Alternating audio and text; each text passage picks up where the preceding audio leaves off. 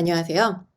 이번 영상에서는 판다스 문자열 다루기를 해볼 거예요. 그래서 판다스에서 문자열을 다룰 때는 우리가 이제 파이썬에서도 문자열을 다뤄봤었죠. 그래서 파이썬에서 문자열을 다룰 때 인덱싱 하거나 슬라이싱 하거나 아니면 다양한 메서드들을 사용해 볼 수가 있었는데요.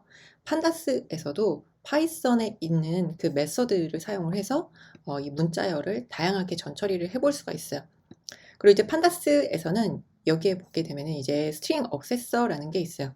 그래서 이 스트링 억세서를 통해서 뭐 대소문자를 이제 반환을 한다든지, 자, 뭐 앞글자만 뭐 대문자로 변경을 한다든지, 이런 캐피탈라이즈라든지, 뭐 케이스 폴드라든지, 아니면은 뭐 대소문자 변경하는 다양한 기능들을 사용할 수가 있고, 파이썬 문자열 메서드에서 제공하는 기능 외에도 더 많은 기능들을 제공을 하고 있어요.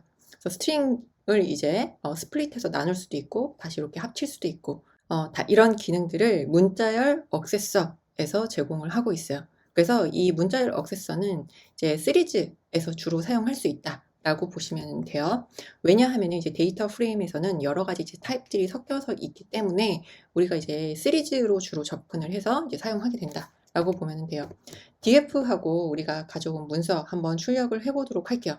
df하고 점 우리가 이제 스트링하고 이제 접근을 해서 뭐 예를 들어서 대소문자를 변경하려고 한다. 로어 하게 되면은 이런 식으로 이제 오류가 발생을 해요. 왜냐하면 이제 데이터 프레임에는 이 스트링이라는 어트리뷰트가 없다라고 이제 오류가 나죠. 그래서 이 스트링 억세서는 우리가 이렇게 문서하고 이제 시리즈에서만 쓸 수 있다라고 보시면 돼요. 그래서 이제 버스라든지 택시라든지 대소문자가 다 이렇게 소문자로 변경이 된 걸 확인해 볼 수가 있죠. 그래서 우리가 이제 특정 문자를 검색한다든지 버스라는 영문자를 검색을 하게 되는데 만약에 대소문자가 섞여 있다라고 하게 되면은 제대로 찾아지지가 않을 거예요. 그래서 이런 식으로 이제 대소문자를 이제 변경해 줄 수가 있는데 대문자 어퍼로 변경해 주세요. 그러면 이제 스트링이 어퍼 하게 되면은 이렇게 대문자로 변경을 해주고 다시 소문자로 변경해 보도록 할게요. 문서에 점 스트링 점 로워 하게 되면은 소문자로 변경이 된다. 그래서 이 시리즈의 이제 스트링 억세서에 정말 다양한 이 스트링과 관련된 텍스트 데이터를 다루는 기능들을 제공을 하고 있어요. 그래서 여기에 있는 기능들 굉장히 많아서 하나하나 다 실습해 보기보다는 주로 사용되는 몇 가지 기능들을 익혀보고 여기에 있는 기능들도 이제 추가로 이제 문서를 보시면서 활용을 해보시면 좋을 것 같아요. 그리고 이제 제가 일부러 공백을 넣어 두었어요. 여기 df하고 문서 보면은 지금은 공백이 안 보이죠? 근데 여기에서 문서에서 시리즈로 가져와 보도록 할게요. 지금도 이제 공백이 잘 보이지는 않아요. 눈에 잘 보이지는 않지만 양쪽 끝에 공백이 있어요. 그래서 하고 스트립 하게 되면은 이런 식으로 이제 공백을 제거해 볼 수가 있어요. 그래서 이제 공백이 제거가 되었는지 제거가 되지 않았는지 확인해 보고 싶잖아요. 점 스트링 점 랭을 해보게 되면은 이제 이 공백 제거하기 전에 길이와 공백 제거 후의 길이를 한번 보도록 할게요. 스트링 점 랭 하게 되면은 제거하기 전에 보면은 24, 24예요. 이제 1번하고 2번에 들어있는 값이 24, 24인데 공백이 제거가 돼서 23, 23으로 이제 줄어든 걸 확인해 볼 수가 있어요. 그 다음에 여기 맨 마지막에도 16, 길이가 16이었는데 15로 줄어들었다. 그래서 이제 양 끝에 이런 공백이 있다 할 때는 이제 스트링의 스트립으로 제거를 해볼 수가 있고 그 다음에 이렇게 붙여서 메서드 체이닝이라고 해요. 그래서 메서드들을 붙여서 사용할 수가 있는데 이 공백을 이제 줄이고 나서 이렇게 문자의 길이를 세워보게 되면은 이제 공백이 줄어들었다라는 걸 확인해 볼 수가 있죠. 왜냐하면 이렇게 그냥 봤을 때는 육안으로 봤을 때는 잘 확인이 되지 않아요. 그래서 육안으로 봤을 때 확인이 잘 되지 않기 때문에 스트링 점 랭 하게 되면은 이 문자열이 줄어든 거를 이제 숫자로 확인을 해볼 수가 있죠. 그리고 이제 다음으로 어절 나누기를 해보도록 할 텐데 우리가 보통 이제 자연어 처리를 한다 할 때는 그 문자에서 이제 어떤 단어들이 이제 자주 등장하는지 이런 빈도수 분석을 하기도 해요. 그때 이제 문자열을 토크나 해준다라고 하거든요. 그래서 이걸 이제 문자열을 이제 토크나 해줄 때 보통 이제 띄어쓰기로 구분을 해서 단어들을 이제 추출을 하는 편이에요. 그래서 한번 어절 나누기 해보도록 할 텐데요. df에서 문서를 가져오도록 할게요. 문서 하게 되면은 이 문서만 가지고 오죠. 이제 시리즈 형태로 가지고 와요.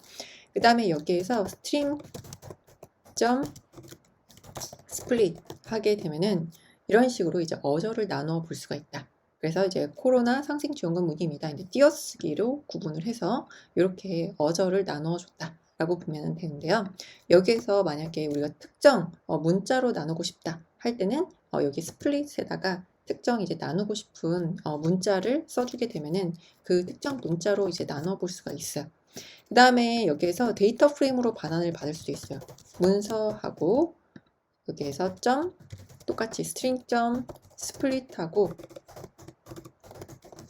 나눴는데 여기에서 이제 나눈 값을 expand true 하게 되면은 데이터 프레임 형태로 반환을 받을 수가 있다.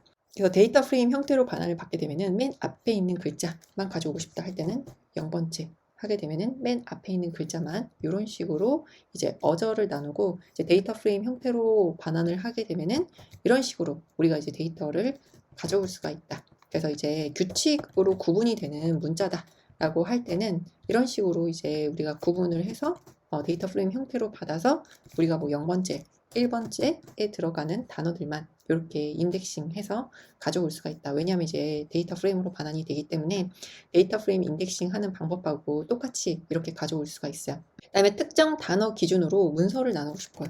df에서 문서에서 점 스트링 점 스플릿 하는데 여기 문이라는 단어가 다 들어가죠. 안내라고 이제 다른 글자가 들어가는 경우도 있는데 문의가 이제 대부분 들어가니까 문의로 나눈다 라고 하게 되면은 여기 문의가 안 들어간 거 이제 나누어진 게 없고 문의가 들어가는 거는 이제 문의를 제거를 하고 문의 앞뒤로 이렇게 어절을 나눴다 라고 보시면 돼요.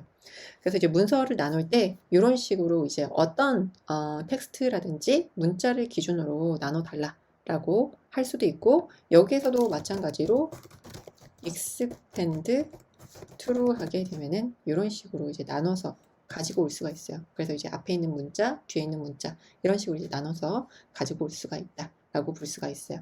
그래서 문의라는 텍스트를 기준으로 나눠봤어요. 그럼 이제 다음으로 이제 특정 문자가 들어가는 텍스트를 찾아보려고 해요. 우리가 파이썬 실습할 때 서울이 들어가는 주소에서 서울이라는 단어가 들어가는 것만 찾는다든지 하는 실습도 해봤었죠. 그럼 여기에서도 이제 특정 문자가 들어가는 텍스트를 찾고 싶어요. df 일단 전체적으로 가져와 보도록 할게요. 그 다음에 여기에서 문서라는 컬럼을 가지고 와요. 그러면 이제 문서에 보면은 이제 여러 가지 텍스트들이 있어요.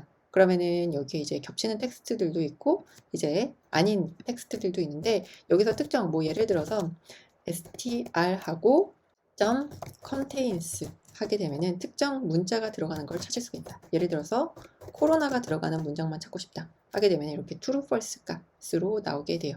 아니면은 버스가 들어가는 것만 찾고 싶다 하게 되면은 버스가 들어가는 것만 true로, 아니면은 지하철이 들어가는 것만 찾고 싶다 하게 되면은 지하철이 들어가는 것만 true로 표시가 되게 돼요. 그래서 특정 문자가 들어가는 텍스트를 다시 한번 찾아보도록 할게요. df의 문서에서 그 데이터만 가져오고 싶어요. 그럼 그 해당되는 데이터만 이렇게 true로 표시가 되고 그 true에 해당되는 인덱스를 볼 수가 있죠. 그래서 그 불리언 값으로 표시된 거에서 우리가 그 값을 가지고 올 수가 있어서 이렇게 이제 데이터를 찾는 방법을 이제 불리언 인덱싱이라고 부르게 되는데요.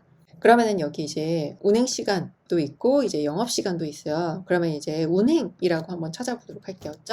string contains에 운행이 들어가는 것만 찾게 되면은 이렇게 운행이 들어가는 것만 true로 표시가 돼요. 그 다음에 여기에 true 값에 해당되는 인덱스 번호가 있기 때문에 다시 df로 감싸게 되면은 이 운행에 해당되는 문서만 따로 가져오게 된다. 그래서 이 문서만 따로 사용하고자 한다 하면은 다시 변수에다가 할당해서 재사용하는 방법도 있다 라고 볼 수가 있겠죠.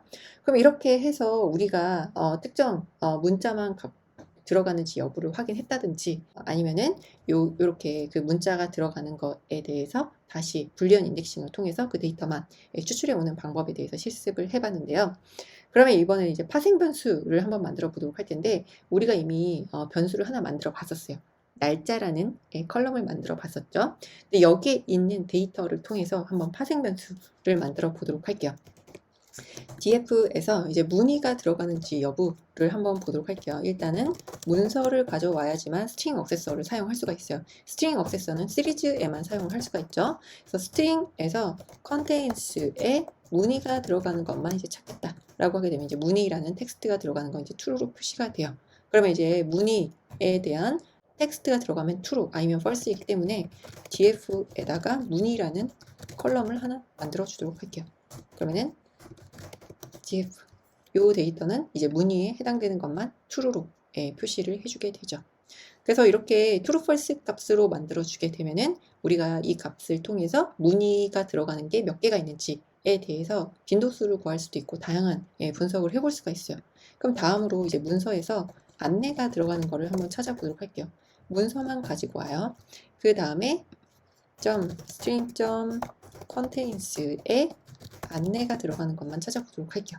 그러면 이제 안내가 들어가는 것만 true로 표시가 되고 요 값을 그대로 df에다가 안내라는 컬럼을 만들어서 넣어주게 되면은 이렇게 새로운 변수, 파생 변수가 생성이 되게 된다. 그래서 이거를 통해서 우리가 다양한 이제 분석을 해볼 수가 있게 돼요.